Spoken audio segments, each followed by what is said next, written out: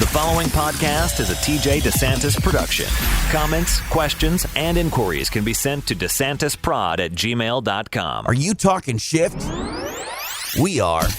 It's time for the We're Talking Shift podcast. Now. Here to talk shift are your hosts, Loree Bischoff and Candace Parisi. We're Talking Shift. Hi, I'm Loree Bischoff. Welcome to We're Talking Shift, the podcast where we talk shift because we believe the antidote to feeling stuck is found by shifting our thinking and learning to listen to our gut. My co-host today is not Candace Parisi. No, my sidekick is snowed in. Yes, she's in Chicago with a tree in her driveway. She can't get out and get to her office where her equipment is. So, unfortunately, I'm going to have to forge ahead without her, and she'll be back next time. So today, we're introducing our new segment today, actually, called Going Rogue. And we're really excited about this because this is a segment where we get to interview a special guest and ask them about a time when they went rogue, you know, like they stepped out of line or they did something really unexpected, you know, unexpected for them, out of line for them, and it really ended up changing the course of their life. So today we have our first Going Rogue guest, G. Brian Benson. So Brian is an award-winning and #1 best-selling author. He's a life coach, a radio host, an actor, a filmmaker, and a TEDx speaker. Brian knows the value of trusting intuition, and he wants to share his own personal journey of self-growth, discovery, and accomplishment to help others reconnect with their own personal truths to live an authentic and a fulfilling life. Now, as a 4-time Ironman triathlete and cross-country bicyclist, Brian knows the value of hard work and never giving up on your dreams, which is a message that he shares with audiences through each of his creative expressions. Brian's brand new book, Habits for Success, Inspired Ideas to Help You Soar, with Mango Publishing, is an Amazon #1 bestseller. Hey, Brian.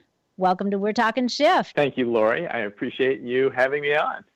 Absolutely. You know, I have to say I'm almost kind of out of breath after reading off all of your accomplishments and credentials. And I was like, maybe it would have been quicker to say what you have not done, because it's a long list of impressive accomplishments, I got to tell you. Thank you. Well, thank you. It feels like I've had many lifetimes. And I will say that I have not climbed Mount Everest yet. Nor do I have any plans to. Well, good. I mean, you got to have a reason to get up in the morning. So, you know, Mount Everest, yes. Put that on the top of the list. I like it. So, I mean, I'm just like, there's so much good stuff here. I'm actually struggling on where I want to dive in with you. I mean, best-selling author and you're an actor, a filmmaker. I did have a chance. I looked at your TEDx talk, and thank you. Yeah, that was super inspiring, I got to say. And how did you feel about, were you nervous? Because, I mean, I don't know about you, but sometimes, I fantasize about what if I ever got the chance to do that? And my heart starts palpitating and I break into a sweat. So what was it like for you to have that invitation and to go up and do that talk? Well, thanks. It was a lot of things. I was familiar with TED Talks, TEDx Talks, but that just kind of fell into my lap. And so I had a gentleman call me who I briefly met when I was living in Nevada, who said he was curating an event and he thought I might be a good addition. Would I like to do it? And, you know, I had no idea what I would talk about or whatever, but I had 3 months to get ready to do it. So I just gulped and said yes. And just really dedicated the next month to writing the best piece that I could. And then I just practiced the heck out of it for the 2 months before the talk. And so when it came, I was nervous. I was excited, but I was nervous. I probably just tried to direct it all into excitement and call it that instead of fear, and right. And we did do a run through the day before, but it was kind of tough because there was a lot of people talking and putting stuff up and setting stuff up. So it at least gave me a chance to be up on the stage before a day before. But I just said a little prayer and actually I went off script the first couple of minutes based on something that happened to me on the way there. And I think that really helped me get grounded and just kind of get a little of the vulnerability out of the way, and sharing that really helped me just kind of move forward. Yeah, I thought that was very cool when you did tell that story, and you said, I'm going to go off script a little bit, which I thought, well, that's a bold move, because you've only got so much time. And so you got to, factor that in. And, there's just, I believe like you, there are no coincidences. So when you said you turned on the radio and you listened to that and a song came on and the lyrics just happened to be so poignant to where you were at that moment, I thought that was very cool. Thank you. Yeah, and it hit me hard when I was going there, because it's just like, wow, that's me. And so, it helped me settle in. Well, exactly. And one of you had like 5 main points, and one of those points, if I remember right, number 4 was have fun and enjoy the ride, right? Yeah. Yes. Yes. Yeah. Without jumping around too much, it definitely, for those people that don't know, basically I shared the journey of my last 10 years, and then I wove 5 points, wove the story through 5 points that I learned and utilized kind of along the way. And yes, number 4 was have fun and enjoy the ride. And I think part of me lost sight of that after I wrote my first couple of self-help books. I kind of put a lot of pressure on myself. There's a part of me that's very driven, and I put a lot of pressure on myself to probably be perfect and pious. I thought I needed to be that way since I was writing self-help, and I lost the fun, goofy side of me. And that's something that I'm really aware of the last few years. I've been trying to just, I just need to be me. I don't need to be anybody else. And that's what people want anyways. I agree. Yeah. And it's, it almost becomes, I think you're right. I've gone through similar phases like that a couple times myself, where, you're really getting into something like, for example, we're both in the self-help, industry. That's what we do. And, and you don't even realize it, but you just start to drift off in that one direction so far. And then for some reason, you just think that, you have to kind of be showing up more often in a particular way. And it's not that it's not authentic to you, but it's just that sometimes it starts to overshadow some other aspects of yourself. And like you said, you got to go, wait a second. I'm also these other things. I'm fun and I'm goofy, and sometimes I'm, a screw up and whatever. And you just have to, it's so freeing to just go, I don't have to not be those other parts of myself to also be this. Well, agreed. And the books that I've written were for me first and foremost, in my own journey and my own growth and foundational process. And I think people who do read our books, they're wanting to be the most authentic version of themselves that they can be. And if they don't sense that the person who's writing the books is that, then what's going to give them the inspiration or permission to do the same thing? Exactly. I think that's a key word there too. I know that's worked for me a lot is, and tell me if you've had this experience, is when you see somebody that you are wanting to get some guidance or advice from, and you see them doing things and being a certain way, it gives you permission, and you go, oh, well, I would have thought maybe I should edit myself there, or maybe I should not, reveal that. And then you see somebody that you admire or want to learn from do those things, and you have permission then. It's like to, because they're demonstrating it. And then you feel like, well, that is okay. I could do that. Did you get that? Oh, feeling? Absolutely. I mean, it's like if they can do it, I can do it. And a lot of times I know that I am inspired when I see other people showing themselves in vulnerable states. It's just because we all, social media and such, I mean, most of the time we just see the best of everybody, and we're comparing that with our worst. And so anytime anybody can be real, I think is just a gift for everybody. And it just, I don't know, that's what I'm trying to do and be is the most real Brian that I can be. Right. And it's not necessarily that easy because I am an introverted person by nature. I'm kind of an outgoing introvert, but I've worked very hard at learning how to share more, and I think acting and studying acting has been very good for me and helped me learn how to kind of open up more and feel more in front of other people and just let that out. Right. I also am so impressed that you are a 4-time Ironman triathlete and a cross-country bicyclist. Yes. Okay. Yes, wow. That is I. Thank you.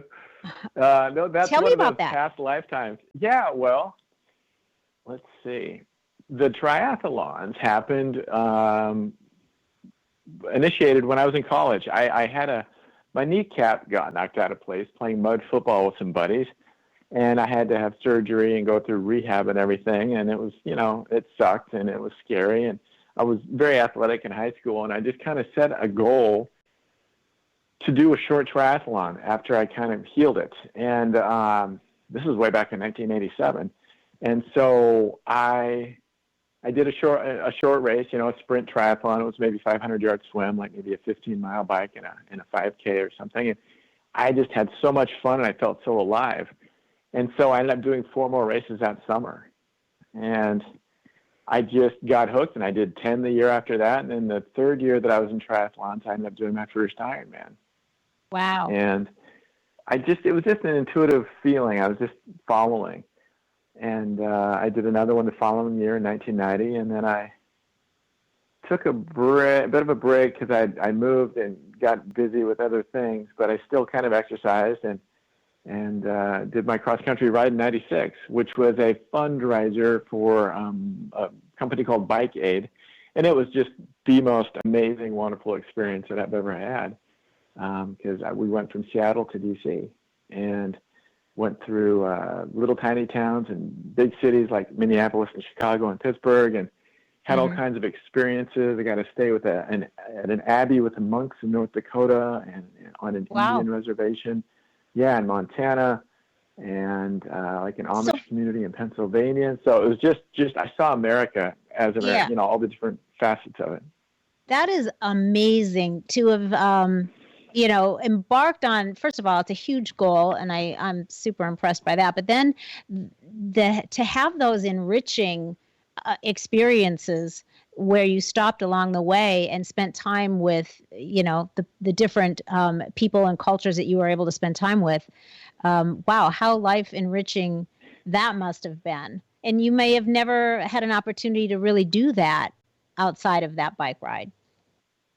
Right. It was, I felt alive. I just truly felt alive and present the whole time, all 9 weeks. And I'd always wanted to do it, and I've been a pretty good manifester through the years, and right at that time, I was planning on moving back up from Northern California to Oregon to run my family's business, and I had the summer to kill, and I just happened to run into a guy I worked with at a job in Northern California who told me about the ride, and then he had done it the very first year, 10 years prior, and so I was like, I could make this happen, and so I just got on the horn and made it happen. Wow. So you said it took about 9 weeks to go from Seattle to DC? Yes. Okay. So I have had a fantasy about doing a cross-country bike ride since, let's see. Yeah. For I don't know, since 2007. Yeah. Okay. And so what do I need to do to get ready for that? Because I start to get winded when I ride my bike down to the end of our road to the mailboxes. It's only, it's less than a mile, and it's pretty flat, a very slight incline. So on the way back, it's awesome. If I can make it to the mailboxes, I'm home free because I don't even have to pedal all the way back. So what do I need to do? It's uphill on the way. Well, just go, just ride your bike. Just don't worry about it. Just start riding your bike. Maybe try to do some spin classes if you can, and just get a foundation going. And then it's funny, on the bike ride, there was 20 of us in the group, and I would say a handful of the people did not prepare at all, and they died. They were just really hurting the first week, but they rode themselves into shape. And so, if you just get your muscles used to it and just get out there and just, get up to, spending 3, 4, 5 hours in the saddle every once in a while, you'll be fine. I mean, we averaged about 75 a day. And I know that sounds like a lot, but if, you have the whole day to do it, it's not bad. Okay. So it's mainly mind over matter. Right. But, I mean, I was in good shape when I went into it, and cycling was really my thing. But I'm telling you, people had, they just started from scratch. And so, like I said, they were hurting, but they didn't prepare at all. But they worked themselves into shape. Okay, so rather than drop out when you're like on your deathbed, you could actually ride through it and ride yourself into shape and keep going. Okay. Yep. All right, I'm heartened. You should be. I feel there's hope. So okay, good. Well, I'm gonna kind of put that back in my bucket list thing. I thought I might have to write it off, but maybe not. Maybe I'm going to bring it back out. Okay, good to know. So let me ask you this. Yeah. Because I find, and I'll tee this up for a minute. Maybe you have found this. A lot of times when I've worked with clients, and they're trying to make some sort of a big change or accomplish some, big goal, and they feel like they're at a loss, like they just don't have the internal resources to accomplish it. And so a lot of times, though, we'll talk about something totally unrelated that they did do or that they are doing well, and they're actually using the same resources. They just haven't redirected them to the new thing that they're trying to achieve. That's, something they haven't done before. So we talk about redirecting those resources. So my question for you is, so you did the cross country bike thing and the triathlons a few years back. How have the resources that you needed to draw on within yourself, how have you used those same resources and characteristics, if you will, to propel you forward in these other areas of your life that you've really become successful at? I mean, you said you're acting, you've written a best-selling book, you're doing a lot of other things. Do you find you're using those same characteristics and skills and resources? Yes and no. I think since the last triathlon Ironman I did was 06, so it's been a little while, but that's I think they're tied together in just listening to one's intuition and trusting that it's the right choice to make and to follow it and see where it leads. So that's definitely what I've done ever since I left my family's business into the unknown, and I kind of did that with triathlon too. But one's obviously physically kind of demanding, where the other is, I don't know, just. How would I describe doing what I'm doing? I've had to step out of my comfort zone a lot in the new stuff with the books and the speaking and in the acting. Or maybe I had to step out a little bit initially with the triathlon, but I kind of found a comfort level with that, if that makes sense, even though, it was certain races were more challenging than others. Right. But it became familiar, where with what I'm kind of currently doing, it's just a constant growth process, self-awareness, and just trusting that when I say yes to something, that I'm going to land comfortably. Sure. I've had to, So, so I guess, does that help a little bit? So there's some similarities, and I think, but for me, ultimately, learning how to trust my intuition was so key. And I think I began to do that way back when. Right. Yeah, I think that's huge. I think learning to trust your intuition is a massively big piece of moving forward, and evolving in your life when it comes to evolving into areas that you are really passionate about, moving in. It seems like to me, you possess the characteristic of determination. Because it seems like with all these things that you have determined to do, I mean, you've done them and you've completed them, and then you've moved on. I mean, the things that you did that were more, of a physical nature, it almost seems like that those, that the desire to go and to do something that you hadn't done before, like the bike ride, the first triathlon. But I feel like, you are a very determined person. I mean, you're a best-selling author now, so certainly you must have had some determination going on there to write, something of value and finish it and complete it. Well, thank you. I think, I just got a little hit while you were saying that. I think part of it for me, it's a combination of when I was 3, I told my mom that I was put here to inspire people. So I kind of feel, and she just reminded me not too long ago. So I kind of feel like my life's mission was has been set up, and I'm just kind of reacquainted with it the last 10 years, if that makes sense. Yeah. But also though, I've had to do a lot of work on my own self-acceptance and self-worthiness. So I think maybe some of the things that I've done where they were amazing and, made me feel alive and were very empowering in a lot of ways, I think they were also me trying to prove to myself that I was enough. Wow. Yeah. And so there's a total blend of like my life's mission and me heading in the direction that I've been heading. And I can definitely sense that with the triathlons, me trying to kind of prove that I was enough, but also with some of the stuff that I've created since then. Some of the short films or books or whatever, it's like I'm still trying to prove to myself that I'm enough. And so all of my projects have kind of just been an extension of my own self-growth process, whether they're short films or videos or books, children's stories, you name it. Right. And so I guess it's a healthy way of trying to fill that void. Yeah. So let me just... if I don't push too hard, yeah. Okay, so do you think you are at the point where you've proven that you're enough, Brian? I'm getting close. Well, no, I know.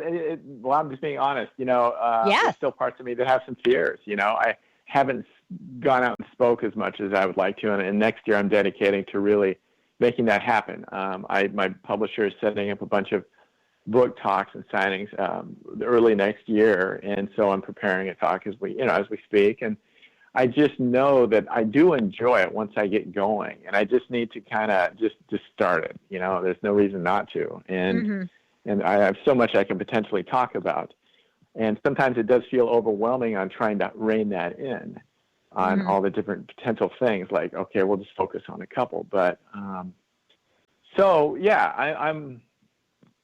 It's interesting. Life's interesting, and the energies that are outflowing around, as well as like our astrological science and stuff, they're all kind of intertwined. And I take some of that with a grain of salt, but I'm definitely a late bloomer, and I know where I'm headed. And it's just taken me a little while longer than maybe some people to just solidify my foundation. But it's for a reason, and it's just so I kind of have had a lot of experiences myself that I can empathize with others and to share and to just kind of try to connect and bond with them. Sure. That regard. I can totally relate to that. Totally. I consider myself a late bloomer too. So I completely hear what you're saying. Yeah. Better late than never. Exactly. So I feel like I'm running out of time. So it's like, but I just need to relax and it's all perfect, and just trust that it's all perfect, and just try to settle on the side of love instead of fear, and just focus on being of service and just having fun with what I'm doing. Yeah. And, I get that. That's kind of the point that I've gotten to as well is, is having fun while you're doing the things you're doing. And so shifting the focus to just trying to be in that space of, I'm creating this and I'm doing it because I'm having fun with it. And it really helps to stay out of that place that, our egos or our monkey minds, want to go with. Yep. But I might not be right for that. I might not be quite enough. That fear starts to creep in, and I hear you. I think when you keep steering yourself back around to, hey, I'm just doing what I'm doing because I'm loving this and I'm having fun with it, and then it really seems to go a long way to just snuffing out the fear, or at least managing it when it pops up. Exactly. And I've always, one of the other things in the TEDx talk I talked about was just there are no rules, and happily expect the unexpected. And for me, I'm just trying to really remember that and just kind of just live in wonder and just let things unfold the way they're supposed to. Because it seems like I've kind of tried to control a little bit too much maybe the last couple of years, and that's I don't know, it gets in the way. Mm-hmm. I hear you. Kindred spirits here. Control is not good. Yeah. I can relate to everything you just said, for sure. So let me ask you, as you know, our guest segment is Going Rogue. So I'd love to ask you if you could tell us about a time that you went rogue, a time when you maybe stepped out of line, or you did something completely unexpected in such a way that it completely changed the course of your life or affected the course of your life. So something, you, by your standards, would be considered I went rogue. Well, I think there's probably a few times, but the big one was when I left my family's business. We had a golf center. It was a driving range, a retail store, and a 9-hole par 3 course up in Salem, Oregon, which was successful and provided a comfortable life for me. And I was my own boss. But yet I felt like I was done growing there. And, I had a chat with my dad, and he was understanding. I would have done it either way, but he was understanding of the situation, and we decided to sell it. And so, I had no idea what I was going to do with my life, but I just had to, I feel like I had this giant gift inside of me that wanted to come out, but I didn't know what it was, but I had to find out. And so, it took a year after I had the chat with him to actually leave, because we decided to sell it. And it took, there's a process of listing it and finding a buyer, et cetera. But it turned out to be a blessing in disguise, because that's when I kind of accidentally wrote my first book. I was just out of balance during this period. And I sat down one day to write 5 things that I knew would help keep me in balance during this period. And they did help. And my intuition said, expand the list. And so that was, I wrote it in a month. It just kind of poured through me. And it's just, it's called Brian's List, 26 and a half easy to use ideas on how to live a fun, balanced, healthy life. And so that just gave me some direction. And I moved from Salem, and I was terrified to speak in front of people. So I forced myself to do some community college speech classes. I did Toastmasters for a year. I hired someone to be a internet radio co-host. I created an interactive workshop. I just did a whole bunch of stuff to really step out of my comfort zone and overcome my fear of public speaking. Wow. Yeah, you did. Holy buckets. So that's pretty good. I mean, going rogue. Because a lot of people they're on a path, right? When they're younger, and like you had the family business, and so the path was pretty well all laid out for you. And how fortunate for you that your father in this case was so supportive when you said, I got to take a hard left here. This isn't going to work for me, right? Exactly. And, it was, I'm glad that he gave me his blessing. I mean, I would have, like I said, done it otherwise, but it made it that much easier. Yeah. So were there ever any times that you felt that you made the wrong decision, or you second guessed yourself to the point where maybe you even stopped moving forward, or you were tempted to turn back or just go in a safer direction? I mean, the last 10 years, it's definitely been a roller coaster ride, for sure. And moments of, just really feeling alive and feeling totally aligned, and other times where, what the hell am I doing? And, I think for me, a couple of years ago when I released my first children's book, it was kind of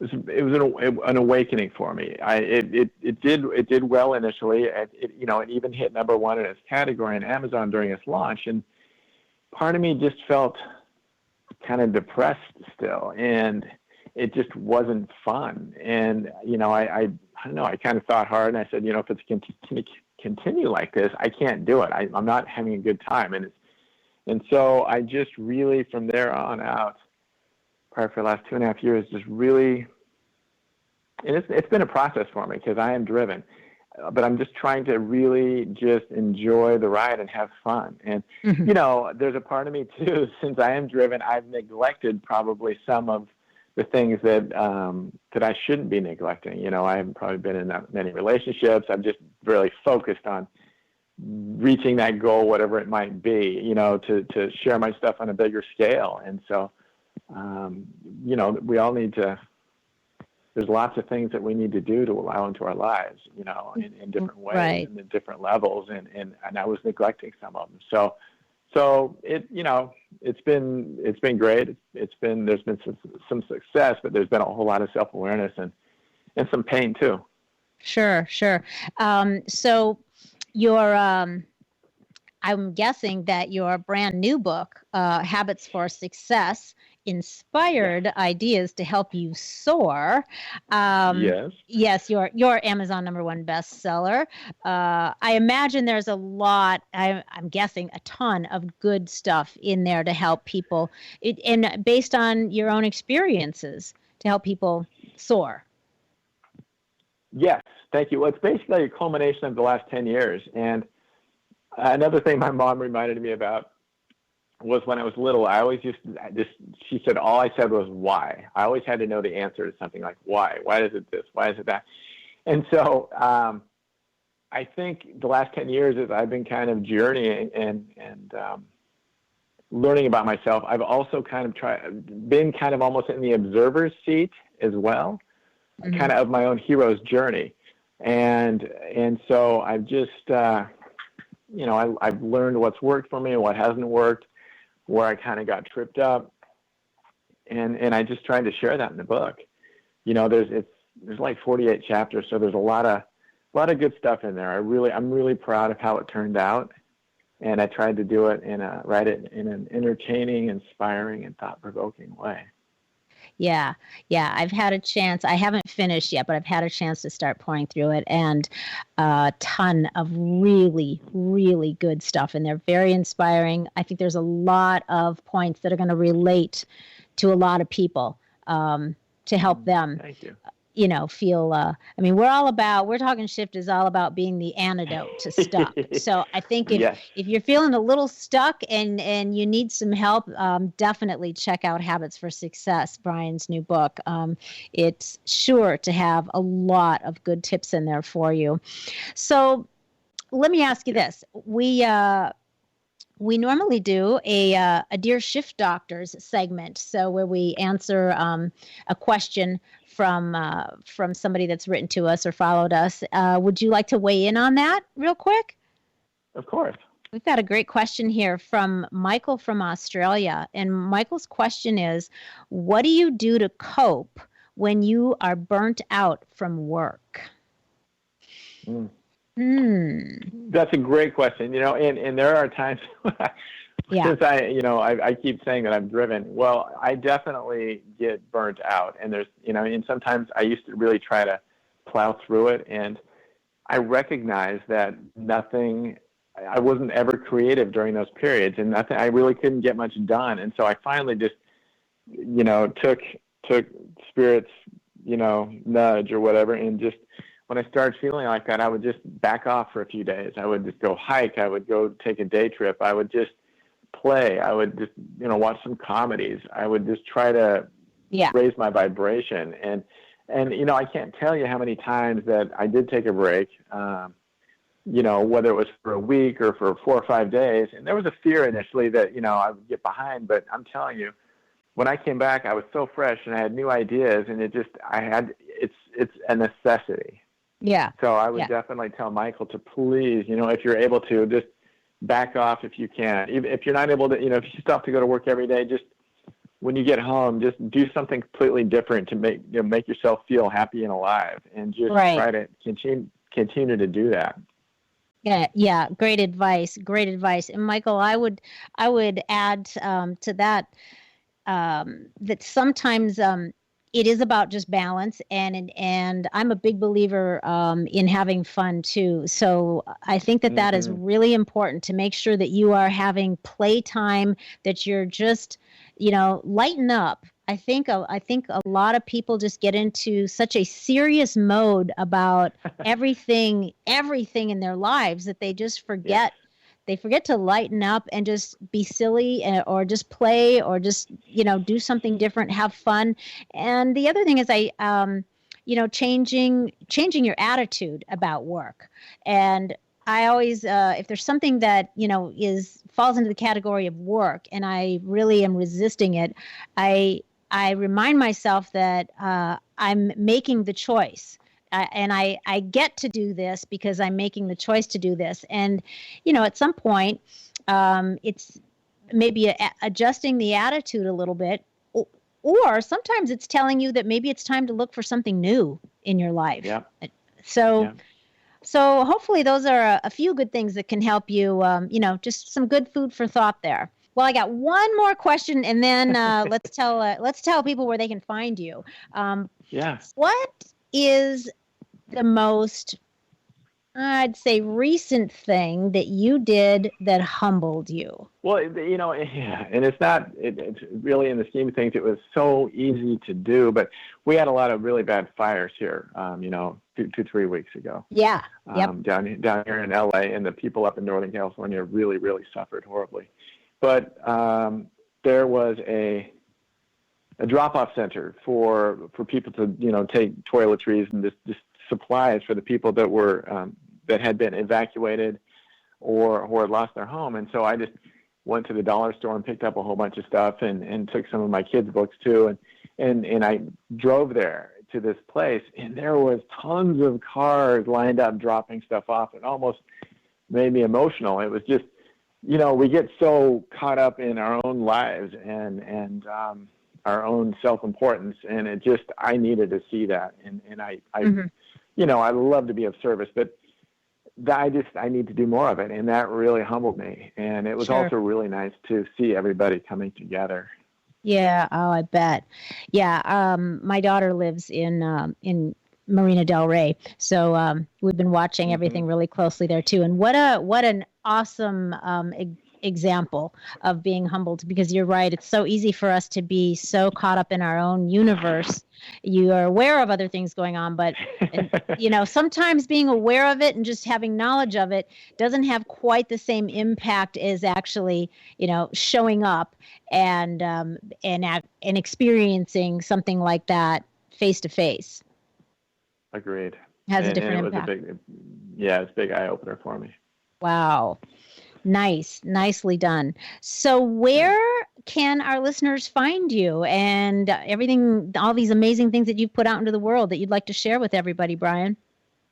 Thank you. Well, my website has all the information about the books. It has short films and some talks on there. It's just gbrianbenson.com, the letter G, brianbenson.com.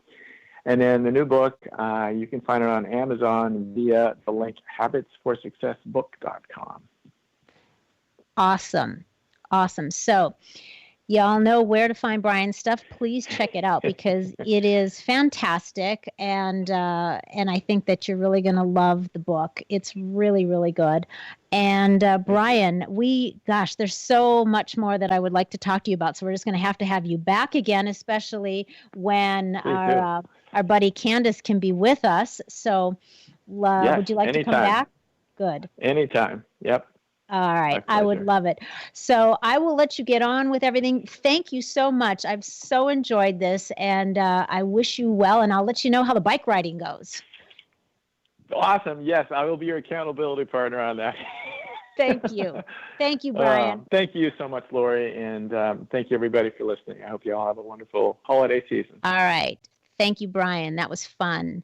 So we hope you enjoyed that. And be sure to join us next week when our Going Rogue guest will be Ms. Kara Britz. Now, if you're a fan of the hit NBC show The Voice, then you have seen Kara. So in addition to being the lead backup singer on The Voice for the past 6.5 years, Kara has worked with Cher, Joe Cocker, and Blake Shelton. And we're going to be talking to Kara about how Going Rogue ultimately landed her one of her biggest breaks, which has led to her success.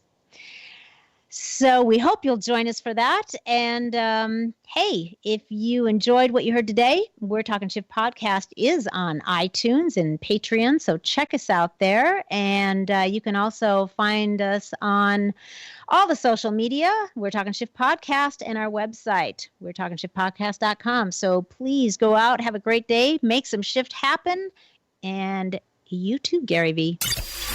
The preceding podcast was a TJ DeSantis production. Comments, questions, and inquiries can be directed to DeSantisProd@gmail.com.